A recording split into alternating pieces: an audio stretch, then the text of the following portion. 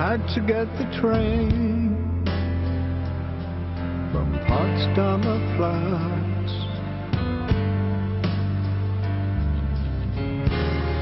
You never knew that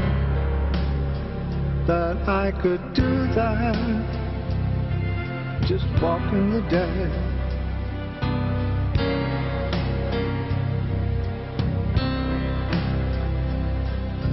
Sitting in the jungle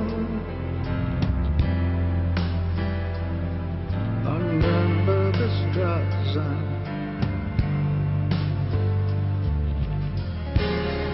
a man lost in time near Cardiff. Oh, Colin Patterson's with us now. It's lovely, isn't it? It's got a lot of people excited this morning. That's because he'd basically become a recluse. People had thought he'd gone into retirement. He hadn't released an album since 2003's Reality. He hadn't done a world tour since 2004, which had to be abandoned because he'd heart problems. And he hadn't been on stage at all since 2006 when he performed 3 songs with Alicia Keys. And now, on his 66th birthday, a surprise single.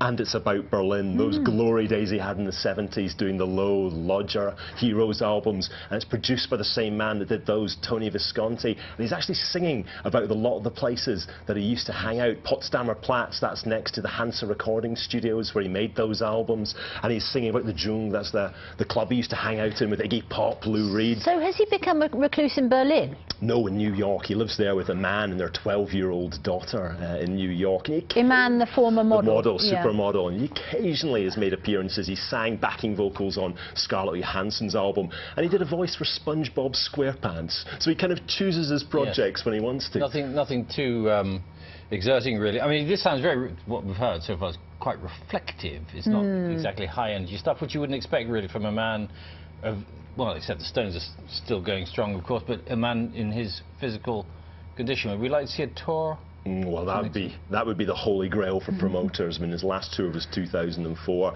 played to 700,000 people in that tour.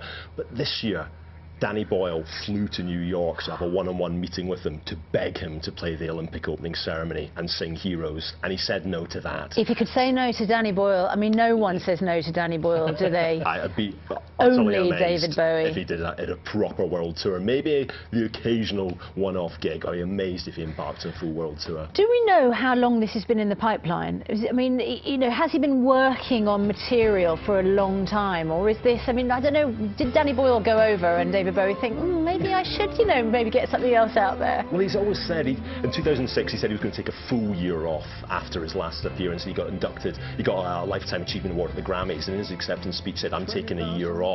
And since then, we've never heard any plans for an album, and people did not know about this. This has caught people by surprise this morning. But it's interesting he's gone back and worked with Tony Visconti, one of the producers that he knows well. What is it about Berlin, then, and rock artists?